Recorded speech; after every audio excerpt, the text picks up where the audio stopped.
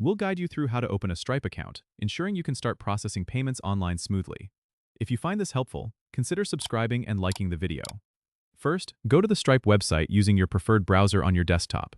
Once you're there, look for the Get Started button, which is usually prominently displayed on the homepage, and click it to begin the sign-up process. You'll be prompted to enter your email address, so make sure it's one you have access to regularly, and then create a strong password.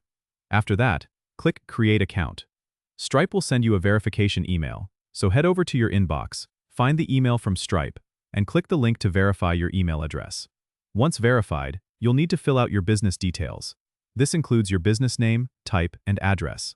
Don't worry if you're setting this up as an individual. Just select Individual when asked about your business type.